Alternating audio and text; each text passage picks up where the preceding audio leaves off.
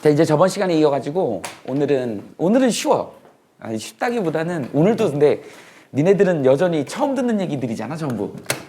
오늘 얘기도 처음 듣는 얘기여서 좀 어려울 수 있는데 저번처럼 무슨 계산 문제나 이런 건 아니기 때문에 조금 더 쉽게 접근할 수는 있어요. 오늘 역시 노트에다 필기를 해놔야 되는 거고 다 외울 필요는 없는 것이다. 이제 뭐냐면 1단원에 뭐가 나왔냐면 화학과 우리 생활이라고 하는 게 나오는데 선생님 제목을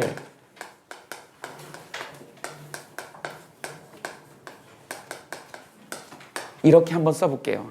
화학의 유용성이다? 이런 표현을 써볼게. 화학이 우리한테 얼마나 발전을 줬는지에 대한 얘기야. 근데 사실은 너무 많이 갔지? 화학은 너무 많이 갔습니다, 지금. 그래서 니네 다큐멘터리 같은 거 나오잖아요. 플라스틱의 역습, 막 이런 거 나오잖아. 그래갖고 그 바다 거북이가 막 코에다가 빨대 꽂고 막 피 질질 흘리는 장면 나오잖아요. 돌고래가 막 그물에 걸려가지고 막 이렇게 죽은 장면. 그 유명한 필리처상을 받은 그 사진이 있어. 니네 갈매기 새우깡 줘봤니? 걔네가 뭐 새우깡에서 그 향이 나서 그렇게 달려드는지는 모르겠지만 어쨌든 좋아해요. 이렇게 막 채가잖아. 그 이제 잘못해서 떨어뜨리면 물에 떨어지면 걔네가 막 물속으로 이렇게 막 먹는 거 봤지. 그러니까 걔네 눈에는 그게 새우깡으로 보이는 게 아니고 먹이로 보이는데 그런 뭐 이물질이 있으면 먹이라고 생각하고 가서 덮치는 거죠. 근데 어떤 갈매기가 죽어가지고 시체가 이렇게 이제 하고 뼈만 남은 거야. 그거를 사진을 찍었는데 이 위장 부위에 온통 온갖 플라스틱이 꽉 차 있는 거야. 그러니까 얘는 플라스틱이 꽉 차갖고 위가 꽉 차서 더 이상 먹을 걸 못 먹어갖고 죽은 거야. 굶어 죽은 거야. 알고 봤더니 죽고 나서 보니까 거기에 플라스틱이 꽉 차 있는 거야. 그 정도로. 지금 뭐 태평양 한가운데는 서울 몇백 크기의 플라스틱 그 쓰레기 섬이 막 만들어져 있다며. 그러니까 우리가 플라스틱 이거 더더군다나 최근에 2, 3년간 코로나 때문에 우리가 플라스틱 사용을 엄청 많이 했잖아요. 배달 음식 먹고 막 그래가지고. 그다음 마스크 이거 엄청나잖아요. 그러다 보니까 우리가 이제 이 폐해가 굉장하다. 플라스틱이 잘 분해도 잘 안 돼. 보통 최소 30년에서 50년 정도 돼야지 분해된다. 근데 이 분해되면 문제가 뭐냐면 이게 단위치로 쪼개져서 이게 미세 플라스틱으로 돼버려. 이 미세 플라스틱을 누가 먹냐면 동물성 플랑크톤이 먹습니다. 그걸 누가 먹냐면 뭐 물고기, 조그만 물고기 같은 애들이 먹고 그걸 누가 먹냐면 전어가 먹어. 전어를 또 뭐 전갱이 막 이런 애들, 고등어 막 이런 애들이 먹는다고. 걔네들을 또 누가 먹니? 참치가 먹어. 선생님 참치 왜 좋아하는데? 그 다음에 더 상어 막 이런 것들이 잡아먹는다. 그러니까 상위계는 뭐 상위로 올라갈수록 뭐라 그러죠 이걸? 생물 농축이 심해진다고. 그걸 우리가 큰 고기를 먹으면, 그래서 큰 고기가 별로 좋지 않다는 이유가 큰 고기를 먹으면 그 미세 플라스틱이 전부 농축된 게 우리 인간한테 오는 거야. 근데 지금 이게 밝혀지질 않았어요. 갈수록 물론 과학기술이 발달하고 의학이 발달했기 때문에 여러 가지 새로운 병명에 대한 게 새로 발견이 되고는 있지만 예전에 없던 병들이 많이 생기고 있어. 정신병도 막 생기고. 예전에 보고가 안 된 그런 병들, 희귀병들이 많이 생기는데 그거를 이제 원인을 찾는 거가 이 미세 플라스틱일 거다라고 주장하는 과학자들도 있습니다. 그래서 사실은 화학의 유용성, 우리가 이게 화학 교과서다 보니까 화학의 제일 장점만을 넣어놓은 거지. 이렇게 해서 인류가 발전하게 됐어라고 하는 내용이야. 근데 그 뒷 배경에는 안 좋은 면도 많다. 하나 더 얘기하면 참고로 선생님은 물리도 가르치지만 전 시간 물리였잖아요. 물리도 가르치지만 화학 전공이야 선생님은. 그래서 화학을 대학교 4학년 대학원까지 화학을 마쳤거든요. 근데 그러다 보니까 너네들한테 화학을 가르치면서도 내가 가끔 수업 시간에 그런 얘기 하거든. 화학을 선생님하고 하다 보면 이제 화학에 재미를 붙이는 친구들이 있어. 막 계산하고 딱딱 떨어지고 막 이런 게 자기는 화학의 신이래. 그걸 하다 보면은 화학이 재밌어져서 화학과를 가려고 그래요. 화학과 화공과를 가려고 하는 친구들이 있어. 근데 선생님도 그래서 화학과를 갔거든. 화학 선생님이 좋아가지고. 선생님은 화학 선생님이 좋아서 화학을 선택하게 된 거야. 너무 멋있는 거야. 남자 선생님이었는데 지금은 이제 퇴직하셨지. 교장 선생님으로 퇴직하셨는데 고등학교 때 아는 화학은 요거밖에 안 되더라는 거야. 대학 가서 화학을 배우려니까 이렇게 무궁무진한 화학의 범위가 넓어요. 근데 이거 꼴랑 이게 화학인 줄 알고 이걸 매력을 느껴서 간 거야. 가서 보니까 다른 화학이 많더라는 거지. 그리고 심지어는 화학과가 공부를 너무 많이 시켜요. 그러니까 놀 시간이 없어. 많이 놀 시간이 없습니다. 맨날 시험 보고 맨날 실험해야 돼. 그러다 보니까 연애도 못해요. 그러니까 주로 연애는 어떻게 한다? 화학과가 다른 과에 비해서 여학생의 비중이 좀 높습니다. 그래서 여학생들하고 같이 실험조에 4명이 한 팀이다 그러면 꼭 여학생 1명은 껴있어 거기에. 한 4대1, 3대1 정도의 여학생 비율이야. 그러니까 거기서 꼭 커플이 생겨요. 그래서 보통 CC가 화학과는 커플이 CC가 나와. 과 커플이 나와. 그리고 결혼까지 합니다. 내가 수업 시간에 이 얘기를 했거든. 유일하게 선생님은 딱 6년 동안만 대학원 1년 선생님이 연구소 생활을 했으니까 7년 동안 화학업종에서 일을 했어.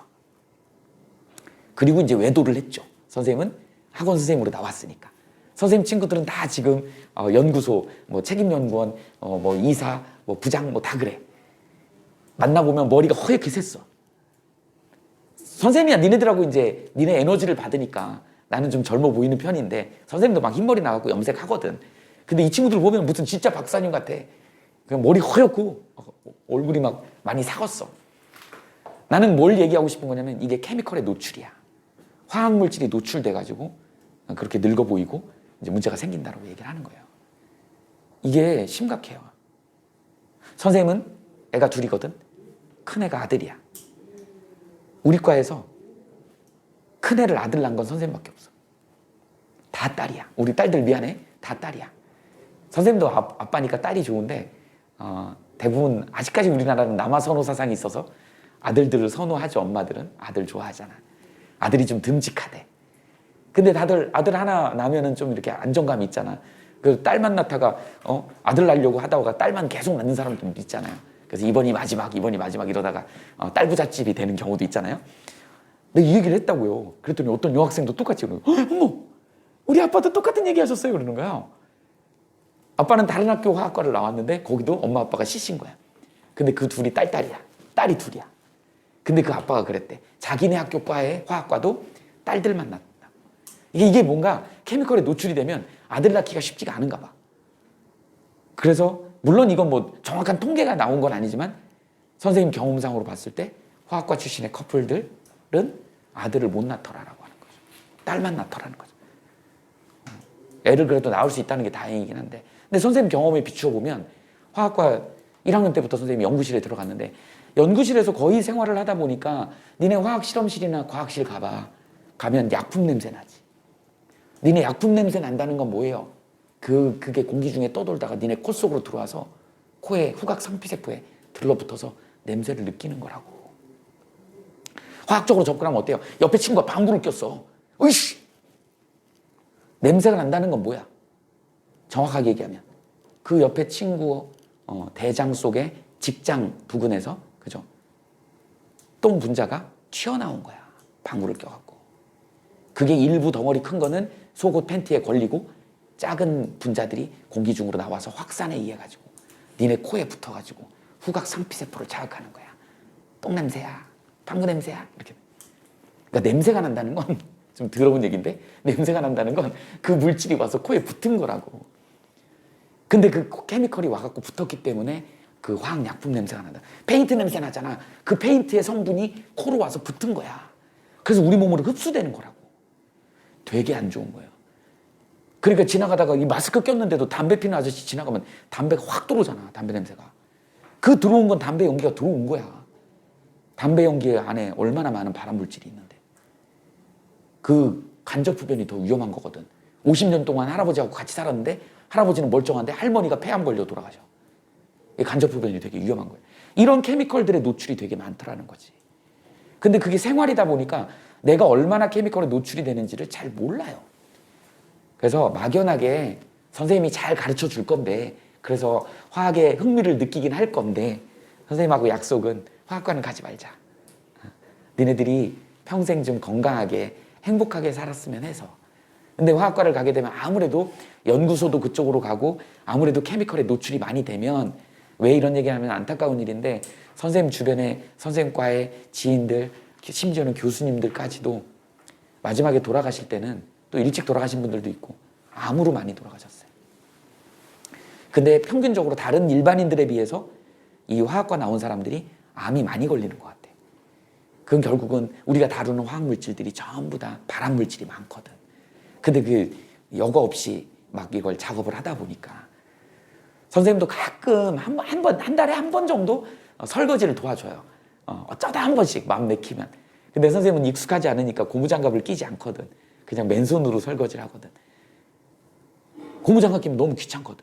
근데 화학 실험할 때도 비커 같은 거 닦을 때 고무장갑 끼고 해야 돼. 근데 귀찮으니까 맨손으로 한단 말이지. 그 케미컬이 맨손에 묻는단 말이야. 아무리 깨끗하게 닦아도 니네 자꾸 되게 더러운 얘기하는데 화장실 가서 휴지로 요새 비데도 많이 있고 이제 그렇지만 휴지로 닦을 때 휴지가 그 구멍이 얼마나 큰 줄 알아? 여러 겹 해갖고 해도 손에 묻습니다. 손에 묻어요. 이거 완전히 100%이 세균을 없애려면 어떻게 해야 되는 줄 알아? 비누로 빡빡 해갖고 10번 닦아야 돼. 근데 화장실 갔다 와서 10번 닦는 사람이 있냐? 2번도 안 닦을걸? 우리 비누칠 한 번 해갖고 한 번 닦잖아. 그럼 한 7, 80% 남아있는 거야. 그래서 선생님은 초밥을 안 먹는 거예요. 초밥을 안 먹는 거예요. 초밥왕 뭐 이런 사람들 있잖아. 자기가 딱 밥알 개수까지 딱 맞추잖아.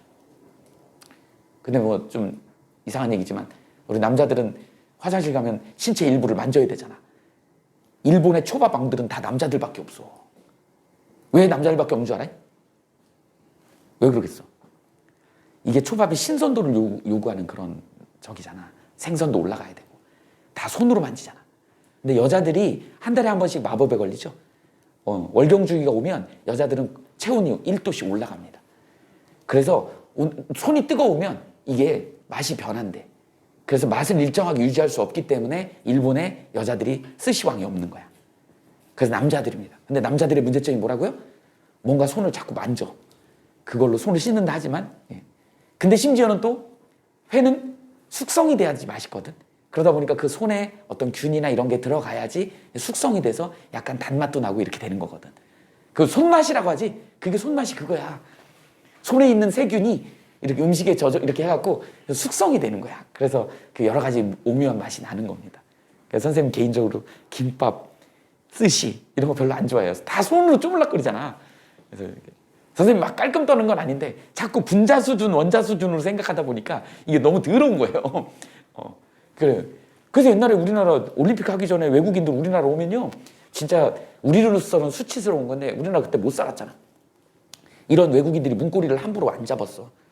외국인들이 휴지 갖다가 이렇게 하고 휴지로 문고리 잡고 우리를 그만큼 미개인으로 봤어. 그 이유가 뭔지 알아? 시장에서 막 닭을 잡거든. 옛날에 그래서 선생님 기억나요? 닭 잡으러 가면 닭 사러 가면 시장에 닭장이 있어. 닭집에. 그래 꺽꺽꺽꺽 막 이러고 있어. 그러면 저놈 잡아주세요. 그러면 아저씨가 그냥 문탁 열고 탁 모가지 비틀어갖고 칼로 목을 쳐. 그래갖고 탈수기 같은 데 넣어갖고 털을 뽑아버려. 그래갖고 이렇게 하고 배 갈라가지고 이렇게 해서 준단 말이지. 외국인들이 봤을 때 경악하는 노릇이잖아. 그래갖고 올림픽 지나면서 이제 그 도축장이 생겨서 다 공장에서 이제 만들어갖고 이렇게 헐벗은 깨끗한 닭이 이제 포장돼서 나오게 된 거야. 그래서 우리나라 굉장히 많이 발전한 겁니다. 그래서 위생 상태나 뭐 이런 게 되게 안 좋았어. 지금 마찬가지 우리 중국이나 이런 데 가면 노천 화장실 같은 데 보면 막 화장실 칸막이도 없고 막 그러잖아. 그런 느낌이었지 우리나라도. 그 정도는 아니었지만 우리나라도 굉장히 위생이 별로 안 좋은 상태였다. 그러니까 우리가 화학을 다루다 보면 이게 이제 눈에 안 보이는 것까지도 생각을 해야 되다 보니까 선생님이 이게 전공에 대한 병인 것 같아. 그러니까 자꾸 그런 거에 대한 예민함이 있어요. 한 번은 저기 사거리에 그 회전초밥집이 있어.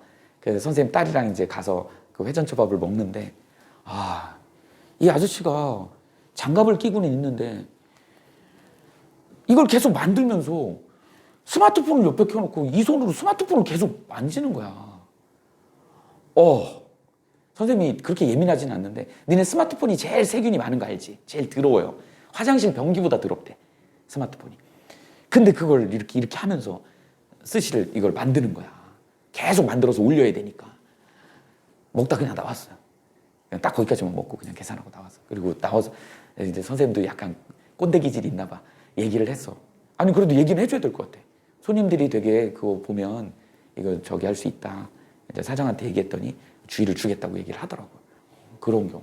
그러니까 선생님처럼 전공이 이쪽이다 보니까 그런 아주 미세한 것들까지 그리고 이미 케미컬에 대한 노출을 이미 알고 있고 그걸로 암이 걸리고 돌아가신 분도 있고 이러다 보니까 나는 진심으로 니네들한테 화학은 전공하지 말아라라고 얘기하고 싶은 거야. 어려워서가 아니고 위험해서야. 자기도 모르는 사이에 부지불식간에 그냥 암이 걸릴 수도 있는 거기 때문에. 그래서 되도록이면 꼭 기억했다가 화학 관련한 데는 안 갔으면 좋겠어요. 좋아하면 하는 것까지만 해. 그렇게 합시다. 그래서 이제 오늘은 선생님이 이제 너무 교과서에 너무 맨날 칭찬만 나와 있으니까 나는 좀 부정적인 얘기를 하고 싶어서 화학은 부정적인 요소가 되게 크다. 근데 이제 이런 건 있어요. 최근에 정밀화학이 발달하고 있어. 이제 지금까지 이제 인간이 만들어 놓은 이런 석유화학이 발달해가지고 이런 플라스틱 같은 게 발달한 거를 갖다가 이제 해결할 수 있는 방법은 정밀화학이 발달해가지고 그걸 분해하거나 더 클린한 쪽으로 만드는 그런 화학이 발달하고 있어요. 그러니까 이제 만약에 하게 되면 그쪽을 해도 되는데 여전히 그쪽 가도 케미컬은 접하게 되니까 만수무강에 지장이 생긴다. 우리는 무병장수를 해야 되잖아요. 유병장수하면 안 돼. 요새 보험회사에서 맨날 그래서 유병장수 막 이러죠. 병은 무조건 있으니까 보험을 들어라. 뭐 이런 얘기예요. 그거 지금 말이 웃긴 거지. 무병장수 해야지. 그래서 90세, 100세, 니네는 한 140세까지 산다며. 그때까지 안 아프고, 그죠? 딱 자는 듯이 돌아가시면 얼마나 좋아. 근데 막 한 80세부터 아프기 시작해서 140세까지 60년이야. 60년을 아파서 그 보험에 의존해야 돼. 그게 이제 유병장수. 그래서 보험이 꼭 필요하다. 뭐 이런 얘기 하는데 우리는 무병장수를 목표를 둡시다. 그래서 자, 오늘은 화학의 유용성에 대한 얘기를 좀 해보려고 그래요. 그래서 인간한테 유용성은 결국 뭐야? 먹고 사는 문제잖아. 그래서 의식주를 어떻게 해결했는지에 대한, 그걸 화학이 어떻게 도와줬는지에 대한 얘기를 하려고 합니다. 그 중에서 첫 번째 뭐냐면 의부터 갈 거야. 의식주로 갈 거다. 의부터 갑시다. 첫 번째.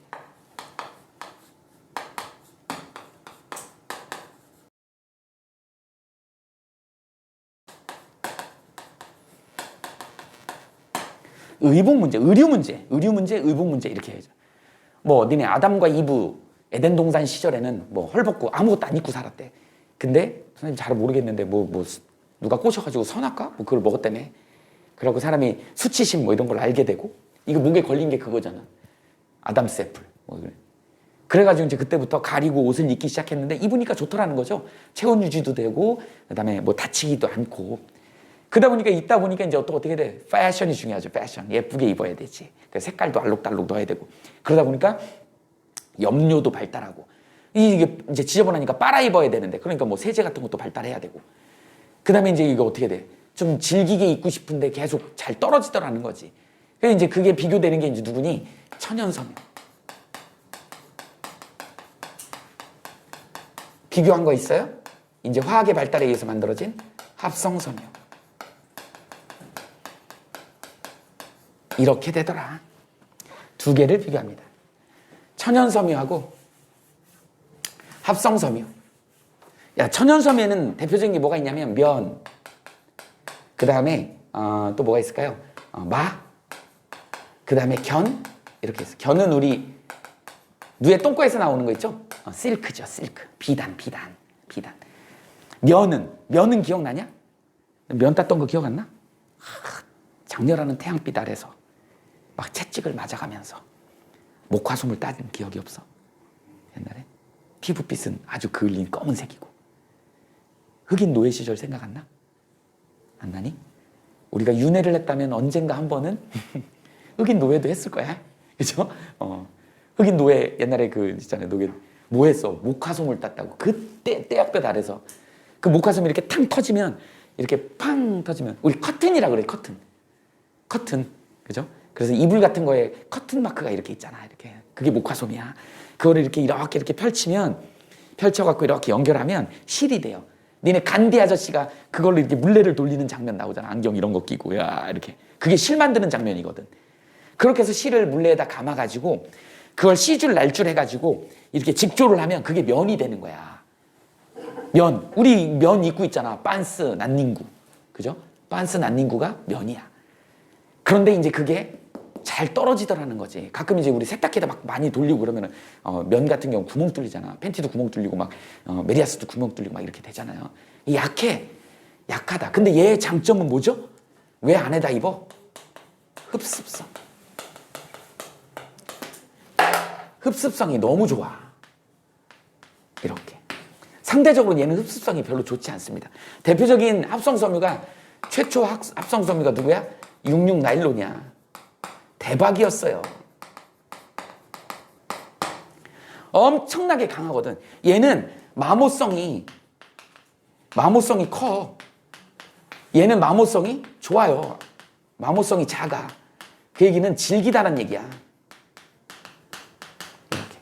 이게 1960년대 나왔는데 처음 나올 때 이거 뭐 완전히 무슨 뭐 빤스부터 시작해갖고 뭐 내복, 양말 전부 다 나일론으로 만들어서 한꺼번에 나왔었어요. 사람들이 좋다고 입었는데 양말 신었더니 무좀이 생겨. 팬티를 입었더니 여기 사타구니가 다 그냥 물러 터지는 거야. 습기가 흡수를 못하니까. 그래서 이건 의복으로 적당하지 않더라. 이걸 입고 이제 잘못해서 화재 현장에서 불을 만난 거야. 불이 붙어버려. 니네 나일론 불 붙으면 막 뚝뚝뚝뚝 떨어지면서 막 녹아요. 그러니까 나중에 거기서 사체를 발견한 사체가 이렇게 갖고 이렇게 눌러 붙어버리는 거야. 불에 너무 취약해. 나는 면 같은 거 입었으면 불이 그렇게 쉽게 안 붙을 건데 옷에 불이 붙어버리니까 잘못해서 사망자가 많아지는 거지. 그래서 의복에는 이제 이게 적당하지 않다라고 이제 판단이 된 거죠. 나일론은 이제 의복으로 입지 않습니다. 하나 있어요. 우리 학생들 알걸? 스타킹. 의복으로 입는 건 스타킹이에요. 스타킹들 신어봤지? 선생님도 신어봤는데 이상하게 생각하면 안 된다. 선생님은 군대에서 신어봤어요. 또 이 얘기하면 이상하다고 그러고. 군대 가면, 훈련소 가면 22km 행군을 해요. 논산 가면. 근데 이렇게 편하게 살다가 안 맞는 군화 신고 이게 22km를 짐 들고 이렇게 걸으려고 그러면 여지없이 100% 물집이 생깁니다. 그러니까 물집 방지용으로 그 내려오는 그런 비법이 있어. 그게 뭐냐면 여자친구나 엄마한테 편지해가지고 스타킹을 보내달라 그래. 그러면 이제 양말 위에다가 스타킹을 신는 거야. 그리고 저기 하면 바세린 같은 거를 신발에 이렇게 발라. 그러면 이제 미끄덩거리는 거지. 그래서 걸으면 이게 쓸리는 것 때문에 물집이 생기는 거니까 이게 미끈미끈거리면 안 생긴다. 이론은 맞아요. 근데 해봤는데 생기더라고요. 물집 선생님 발바닥에 막 7cm, 8cm짜리가 생기더라고요. 물집 안 생기게 하려고 한번 신어본 적은 있어. 근데 꽉 조이더라고요, 스타킹이.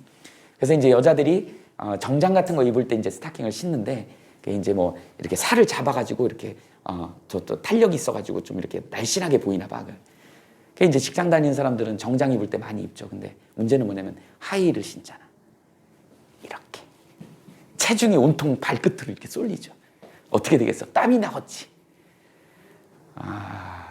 회식을 하러 갔는데 보통 이제 회식하면 비싼 데 가잖아요. 고깃집. 비싼 고깃집은 어때? 신발 벗고 들어가잖아. 여자 직원들이 신발을 안 벗어. 뭐지? 들어오라고 빨리.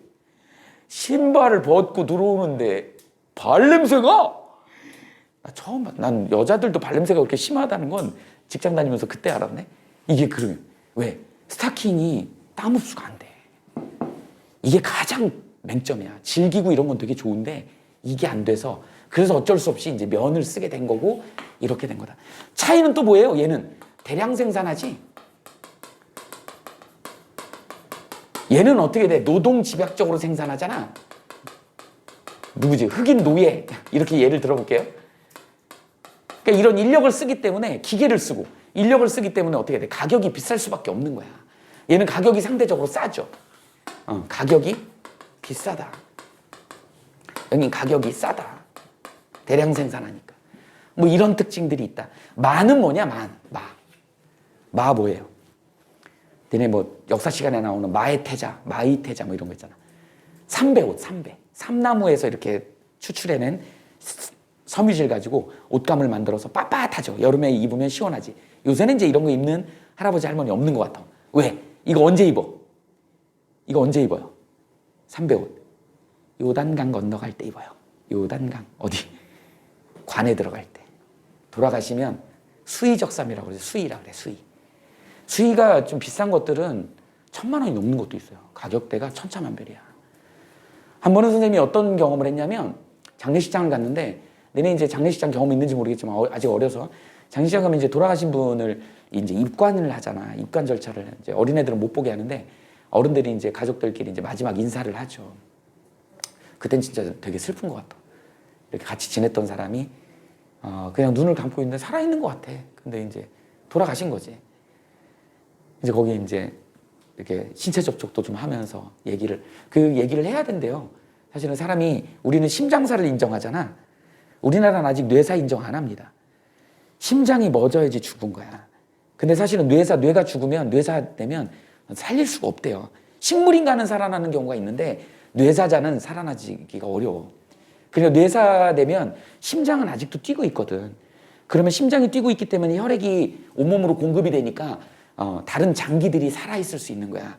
그러면 뇌사를 인정하면 뇌가 딱 죽었을 때 이 사람 죽었습니다라고 얘기하면 갈라가지고 콩팥도 추출해내고 이렇게 깨갖고 다른 사람을 살릴 수 있는 거야.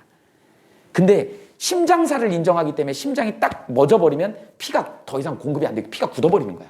그럼 다른 장기를 살릴 수가 없는 거야. 그래서 우리나라 이제 그 장기 기증하고 뭐 이런 것 때문에 이제 뇌사를 인정하자 이런 주의로 가는데 아직까지는 심장사입니다.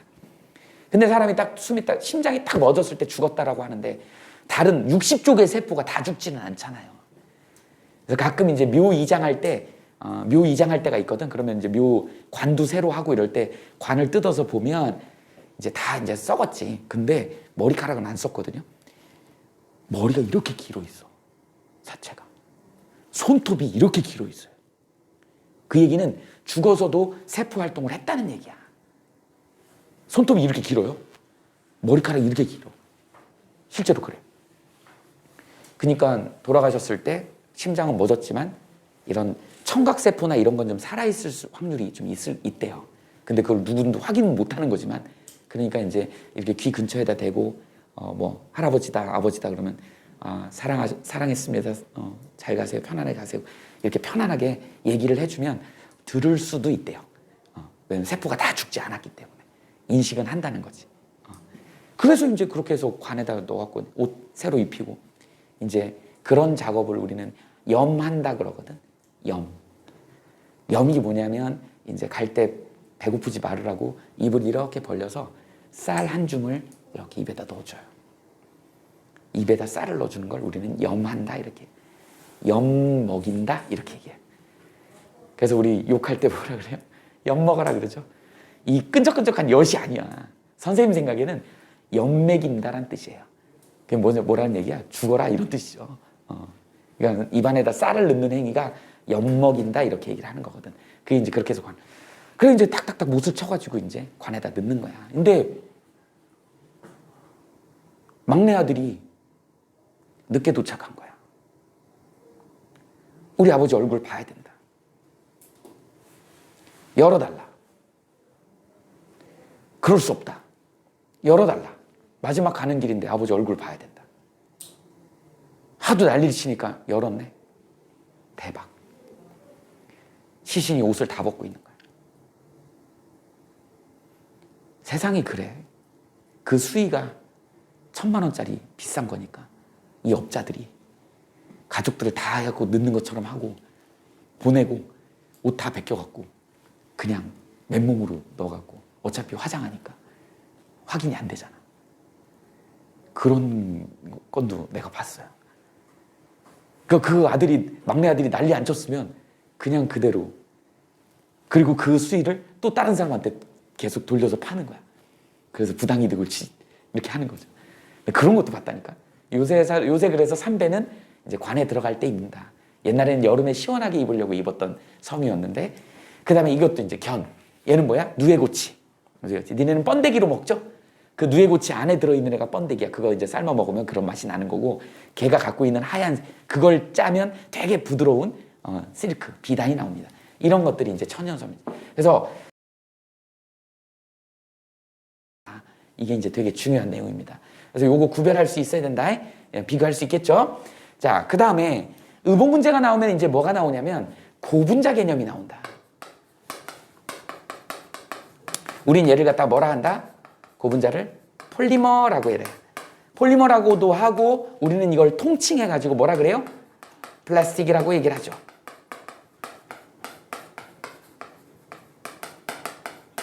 이 플라스틱의 원래 어원은 뭐냐면 뜻은 이런 뜻이야. 성형 가능한 이런 뜻이에요. 너네 이제 여기 강남역이나 압구정역 가봤는지 모르겠지만 거기 가면 다른 역하고 좀 틀려요. 뭐가 있어? 병원이 있어. 성형외과가 굉장히 많습니다. 그래서 비포 애프터 사진이 막 붙어 있어요. 너네 이제 웬만하면 다 알죠? 사람들 얼굴 보면 이 사람 성형했다 안 했다 딱 알잖아. 뭐 쌍꺼풀 정도는 다 시술이고 요새 뭐 이마 그다음에 턱 깎아가지고 이렇게 갸름하게 그다음에 눈 밑에 애교살 뭐 이런 거 넣는 거 전부 다 성형을 하잖아요. 그래서 거의 무슨 뭐 같은 병원에서는 같은 제품이 만들어지는 것처럼 얼굴이 똑같지. 성형한 거 아니지? 하여튼 그래. 그래서 성형외과를 영어로 뭐라 그래? 플라스틱 서저리야. 플라스틱 서저리야. 서저리는 외과잖아. 플라스틱이란 말을 쓴다고. 플라스틱이 성형 가능한 이런 뜻이야. 그래서 성형외과라고 하는 거야. 이게 성형이야. 고분자 물질을 만들면 고분자가 기본적으로 분자량이 우리 분자량이라는 용어 배웠죠? 분자량이 10,000 이상 되는 애거든. 이렇게 분자량이 10,000 이상 되다 보니까 대부분 만들어 놓으면 고체나 액체, 끈적끈적한 액체처럼 돼. 이 용액을 이거를 이 의자 틀에다가 부어가지고 딱 찍어갖고 딱 꺼내갖고 굳히면 의자가 되는 거야. 그러니까 내가 만들고 싶은 대로 만들 수 있는 거야. 그게 성형 가능한. 그래서 이름을 얘네들을 통칭해서 플라스틱이라고 얘기를 하는 거야. 근데 플라스틱의 원뜻은 성형 가능한이란 뜻입니다. 그래서 플라스틱 서저리가 거기서 나온 말이야. 고분자가 만들어지려면 어떻게 만들어지니? 단위체라는 게 있어. 이건 이제 고분자 화학에서 나오는 용어다. 단위체가 고분자가 돼야 돼. 그런데 이렇게 되려면 여기에 뭐가 있어야 돼? 중합 반응이라는 게 있어야 돼요. 중합 반응을 영어로 뭐라 그러냐면 여러 개를 붙인다 그래서 폴리머리제이션 이렇게 표현을 합니다. 선생님이 영어 쓰는 거는 니네들 이게 이런 것들이 전부 다 한자잖아. 그래서 영어가 더 익숙할 수 있기 때문에 내가 영어를 써주는 거야. 그 다음에 대학 가면 전부 영어로 배워요. 그러니까 지금 괄호 안에 써주는 건 그냥 니네 영어 시간에 영어 공부한다 생각하고 과학 지문들에도 많이 나와 이런 용어들이. 그러니까 영어 공부한다 생각하고 그냥 쓰세요. 선생님이 잘난 척하려고 쓰는 게 아니고 이 말이 어려워서 내가 폴리머리제이션이라고 얘기를 합니다. 그럼 단위체는 뭘까요? 하나가 있는 거니까 모노머야. 얘는 여러 개 합치는 거니까 얘는 폴리머야. 이렇게 된다. 그래서 이 중합 반응에 크게 두 가지가 있다고 오늘 이걸 할 거예요. 첨가 중합 반응이 있고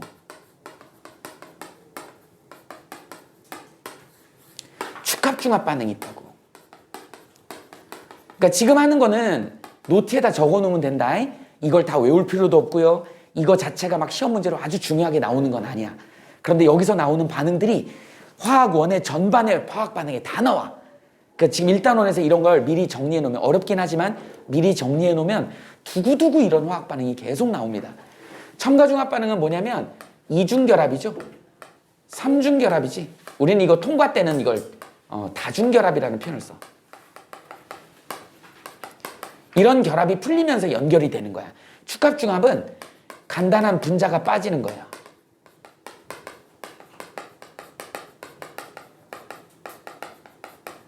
뭐가 빠지냐면 대표적으로 물이 많이 빠지고 HCl 같은 애들도 빠진다. 이렇게 해서 고분자가 만들어지고 이 고분자로 우리는 섬유를 만들어가지고 우리가 이제 뭐를 해요? 의복을 만든다. 의류를 만든다. 이런 과정이야. 그러면 이제 첨가중합부터 한번 해볼게.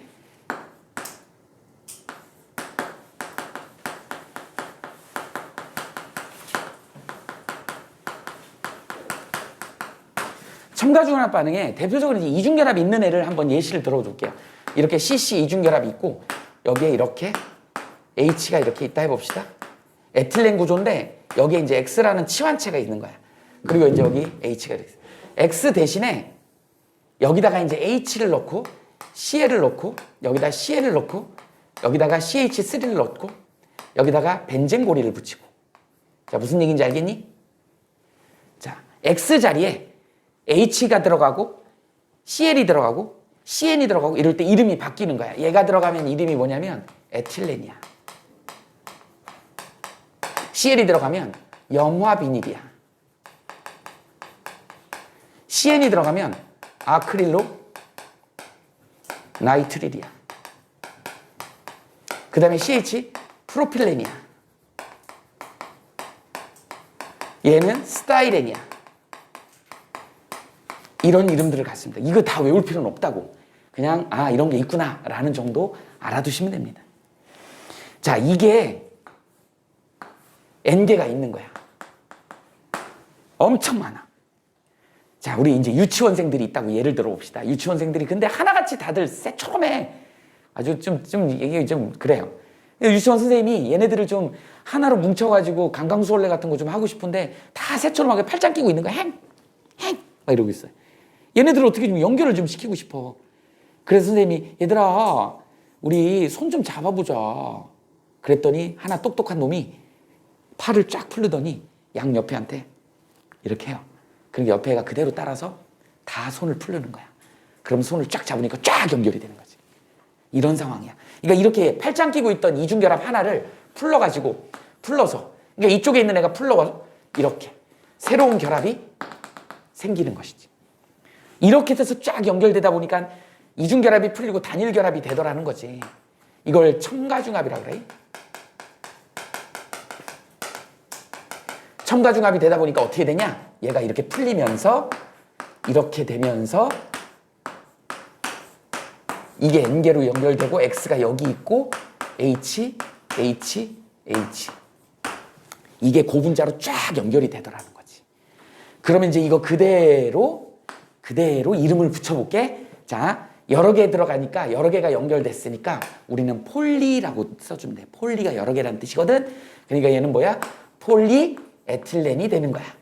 얘는 폴리 염화비닐을 영어로 비닐 클로라이드라 그래. 그래서 폴리 비닐 클로라이드라 그래.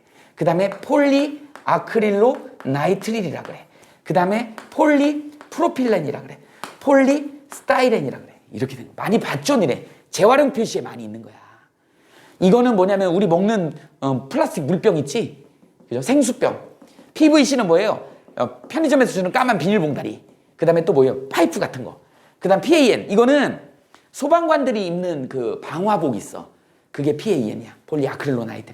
폴리프로필렌. 이거 뭐냐면 요구르트병. 이게 폴리프로필렌이야. 폴리스타이렌은 우리 그 커피숍 같은 데서 이게 가져 나올 때 뚜껑 닫아주는 뚜껑 있지. 그게 폴리스타이렌. 그 다음에 이 폴리스타이렌은 공기를 불어넣어갖고 이렇게 거품을 만들어갖고 만들면 이게 스티로폴이야. 그래서 폴리스타이로폼이라 그래. 스타이로폼을 우리말로 스티로폴 이렇게 얘기하는데 그거는 단열재로 쓰이죠. 그래서 건축물 같은 거 지을 때 필요한. 이런 애들 다 재활용되지. 그래서 이렇게 재활용 표시, 리사이클 표시에 PE도 들어있고 PVC도 많이 봤을 거야. 이런 애들이 이렇게 만들어진 거야. 그래서 여러분들은 외울 필요는 없어요. 이런 게 있구나. 그리고 얘네들이 어디에 쓰이는지 우리 책에도 이런 거 나오죠? 이런 거 나오지? 폴리에틸렌도 나오고 나옵니다. 이렇게 해서 만들어진 걸 우리는 첨가중합 반응이다. 이렇게 얘기를 합니다. 됐죠? 그 다음에 두 번째. 축합중합 반응.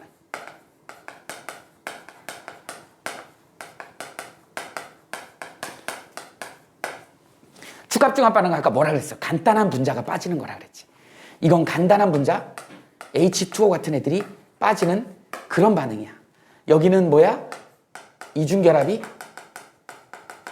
또는 삼중결합이 풀리는 반응이야. 이렇게 이해하시면 됩니다. 자, 이걸 유치원생들한테 이제 이번에는 체육 시간이야.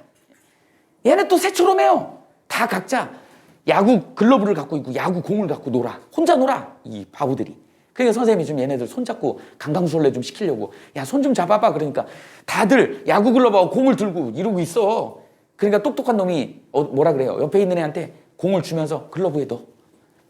너 공 줘. 내 글러브에 넣어. 그리고 내려놓는 거야. 그리고 손을 잡았어. 쫙 연결이 됐어.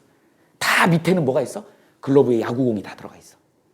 이렇게 간단한 분자가 빠지면서 손이 연결이 되는 거야.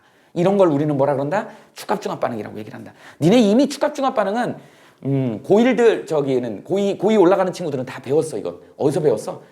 그 생명체에서 단백질 배웠고 그다음 포도당이 녹말로 되는 거 그런 것들 전부 다 이 축합중합 반응이거든.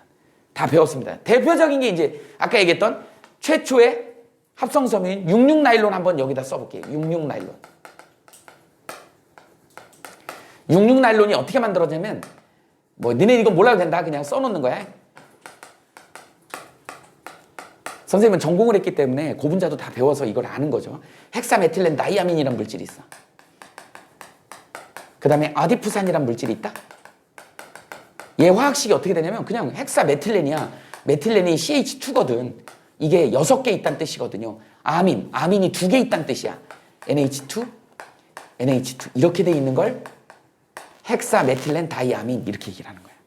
그 다음에 이제 아디푸산은 어떻게 생겼냐면 메틸렌이 4개가 있어. 미안해.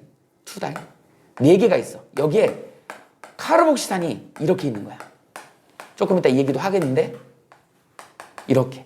그러다 보니까 얘네 둘이 반응하면 어떤 일이 벌어지냐면 여기서 H 하나랑 항상 카르복시산에서 OH가 이렇게 빠지는 거야. 그래서 물이 빠지는 겁니다. 그럼 누가 만들어지겠니? 누가 만들어져?